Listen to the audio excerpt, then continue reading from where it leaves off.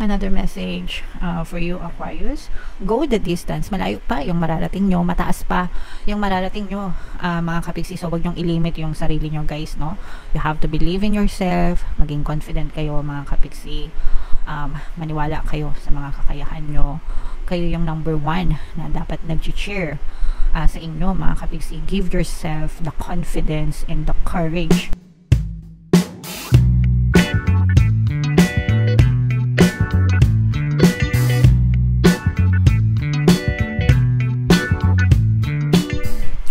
Hello guys, hello Aquarius, welcome back to Pinoy Pixie Tarot. Ang pamagat ng episode natin for tonight is messages from the universe para ngayong September to October para sa Aquarius, Sun, Moon, Rising Sign, and Venus. Kung ano na lang yung message na makaresonate sa inyo guys, take that message.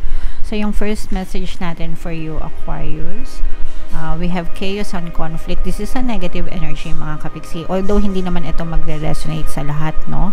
Pero much better na paghandaan na rin, mga kapiksi, iwasan, mga kapiksi, yung masangkot or masabwat kayo sa mga kaguluhan, kahit saan, physical man, verbal man, mga kapiksi, or even sa mga social media, no? Wag nyong, kumbaga, wag nyong hayaan na masangkot kayo sa mga gulo. Iwasan nyo yung mga negative comments, yung mga bash na ganyan. Minsan hindi nyo alam, no? Kagaya nung nangyari kay nakalimutan ko na kung sino yung ano na yun, content creator, yung kay kay Sir Mon Confiado. Although naintindihan natin na yung content niya for the jokes lang talaga, pero iba yung dating kay Sir Mon Confiado. So ang nangyari is sinampahan siya ng kaso. So yun yung sinasabi ko na iwasan nyo, mga kapiksi, for the lesson yun, no? Na even though it's a joke, even though it's a means for you na kumita ng pera or whatever, isipin nyo munang mabuti yung mga ginagawa nyo and yung mga iniisip nyo bago kayo magsalita, magbitaw ng mga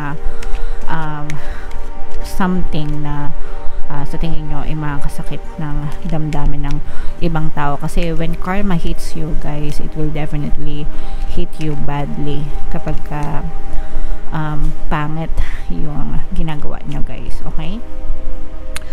And for some of you naman, with this orphaned energy, you might feel lonely, mga kapiksi, no? So yung iba sa inyo medyo mag-i-emo ng konti, ganyan. Pero you have to understand na you are not alone.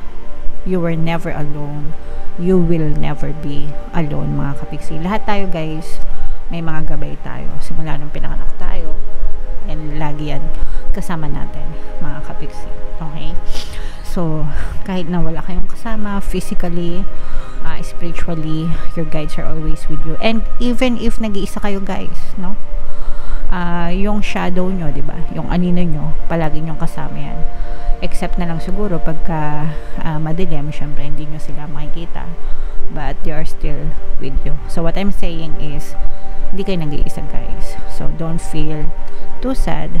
Don't feel too alone, mga kapiksi. Okay? Another message for you Aquarius. Go the distance. Malayo pa yung mararating nyo. Mataas pa yung mararating nyo, mga kapiksi. So wag nyong ilimit yung sarili nyo guys, no? You have to believe in yourself. Maging confident kayo, mga kapiksi. Maniwala kayo sa mga kakayahan nyo.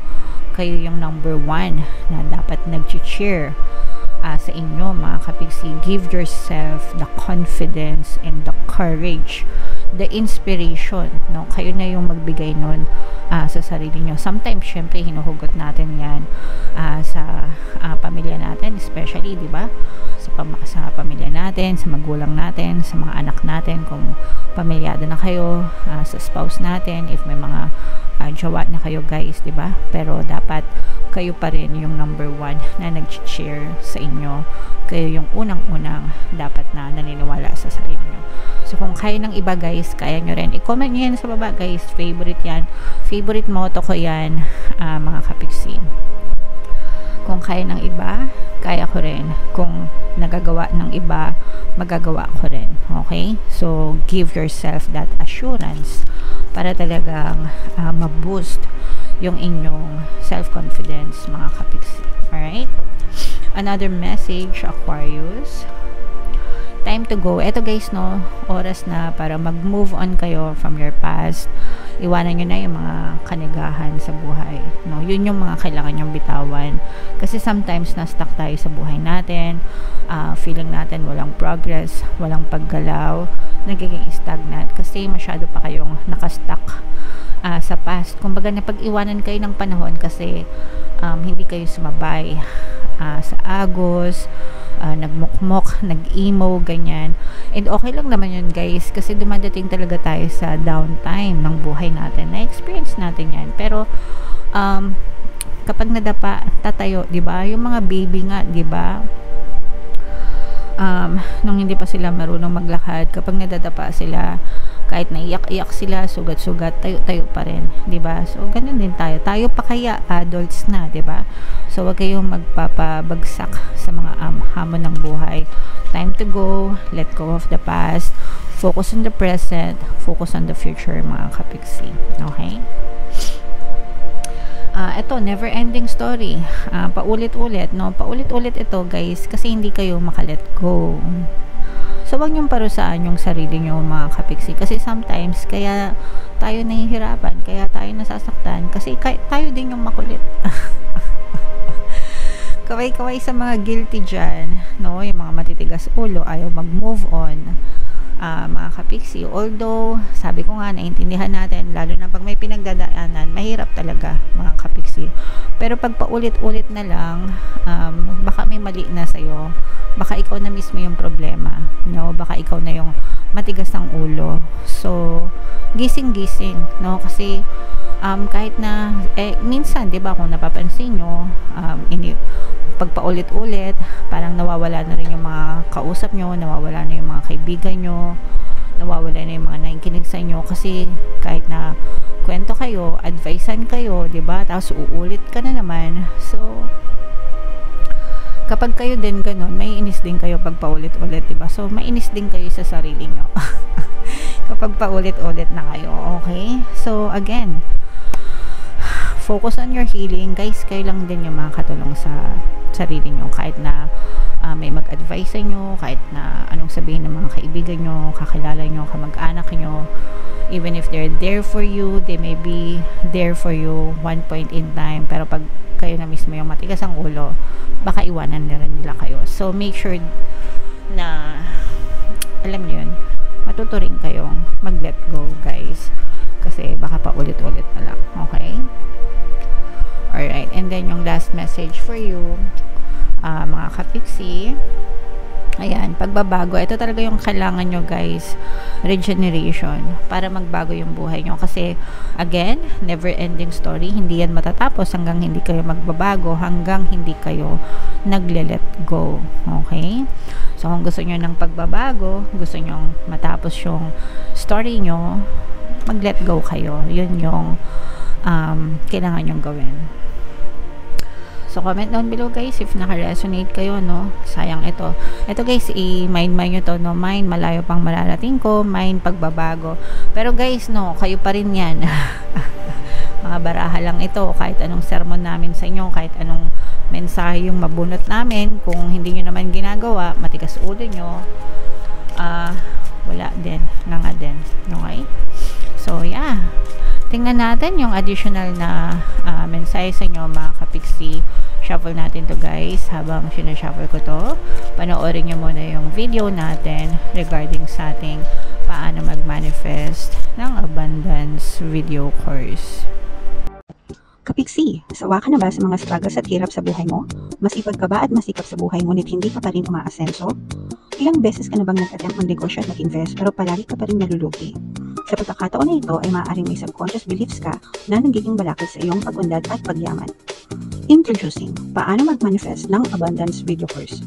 Dito ay matututunan mo ma-overcome ang mga balakid mo para tuluyan ka ng umunlad, umasenso, sumagana, maging matagumpay, successful at maswerte sa iyong kabuhayan, pera, trabaho, negosyo sa labi at kaperahan ng bonggang-bongga.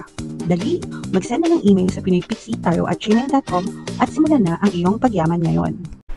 Alright, so sa lahat na gusto mag-avail ng course guys, meron tayong promo ngayong September. Magbibigay tayo ng 500 pesos na discount until September 30 mga kapiksi. So i-avail nyo na yung course, sobrang ganda. And meron din tayong bagong course guys, paano mawala ang third party at magkaroon ng harmonious na relationship para mawala yung mga kabit ng mga jowa nyo guys.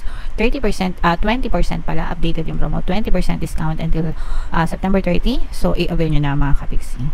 And eto na nga guys, no, yung additional na message. Swak na swak talaga guys, no, emotional freedom. Okay, so magagawa nyo lang tong emotion or may experience nyo lang tong emotional freedom na to guys kapag kayo ay nag-let go. Time to let go, time to move on. Yan talaga yung sinasabi sa inyo mga kapisi. Kasi kung gusto nyong mawala, no, yung mga galit, anger, hatred, resentment, grudges, yan, ako yung mga maiitim, madudumi yan guys eh. Imagine niyo yung puso nyo, no, kapag punong-puno kayo ng galit, kulay itim, no, parang nag-iimbak kayo ng itim, dark emotion sa puso nyo. Hindi nyo na nakikita yung ano nyo, yung puso nyo kapag madilim. Pero pagka kayo ay punong-puno ng pag-ibig, pangunawa, pagmamahal, pagpapatawad, compassionate, yan, nagliliwanag ang iyong puso, bumubusilak, kumikinang sa kalinisan, no, yung puso. So dapat talaga alisin yung mga negative emotions guys para magkaroon kayo ng emotional freedom. Kapag may emotional freedom kayo guys, talagang gagaan yung buhay nyo, and promise talaga magkakaroon kayo ng malayo talaga or malayo pa talaga yung pwede nyong marating sa buhay nyo kasi gagaan yung buhay nyo mga kapiksi. Okay, so ito guys, i-mind nyo na yan. Pwede kayo guys makinig ng ating Ho'oponopono subliminal dito sa ating channel para gumaan, no, yung inyong mga emotional pain. Marami na guys yan, success stories, pakinggan nyo para makatulong sa inyo mga kapiksi.